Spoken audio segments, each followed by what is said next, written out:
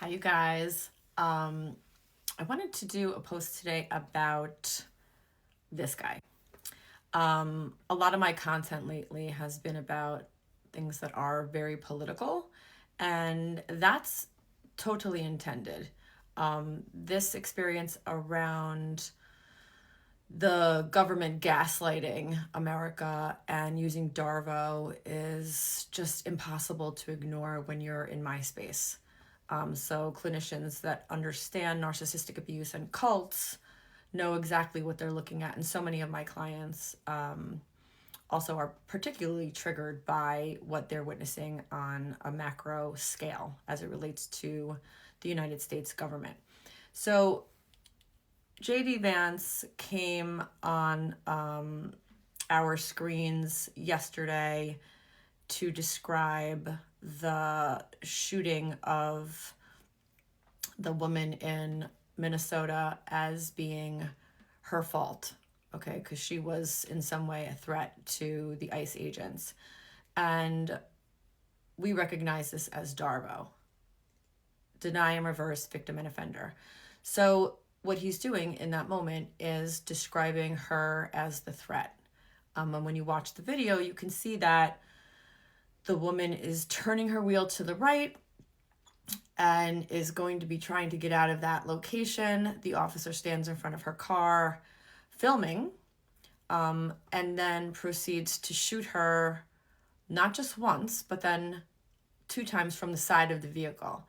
So we know that the information that JD Vance is putting out to the American public is a lie, and he's gaslighting the American public. And I want to just describe to you some of the policy that I found.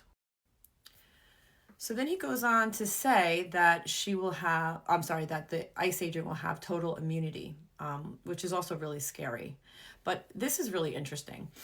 The law is more specific when it comes to cars. According to the Department of Justice, firearms can't be used to disable a moving vehicle unless the person in the vehicle is threatening another person with deadly force aside from the vehicle, or if the vehicle is operated in a manner that threatens to cause death or serious injury to the officer or others, which includes moving out of the path of the vehicle. So he clearly was able to move out of the path. And it doesn't make us understand why he shot from the side of the vehicle. Obviously, at that point, there was no threat to his being. And there was no threat to his being the entire time because you could see he jumps to the side.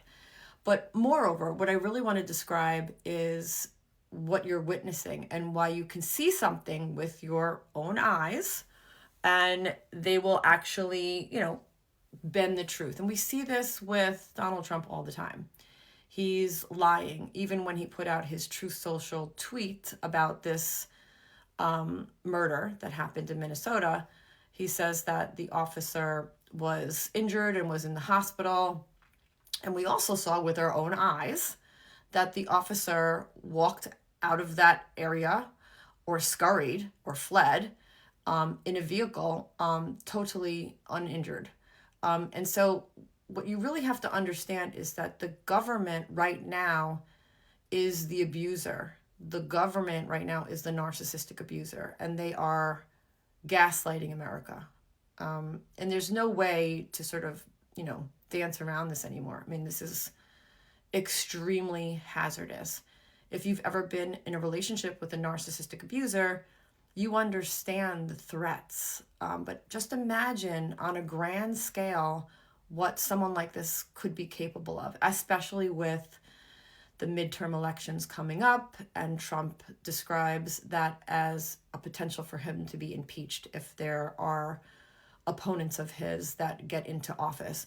So he's sort of like a lame duck. And if you know what happens to a narcissistic abuser in that kind of a scenario, you're probably as concerned as I am. So I just wanted to kind of wrap up this piece here with something I noticed from this account here. As a content creator whose business suffered last year because I refused to stay silent about this country's free fall into fascism, I won't be gaslit in 2026 by people who urge us to stay apolitical in order to be successful. Staying silent at this point is embarrassing, and it's time we all make that known with our dollars, full stop.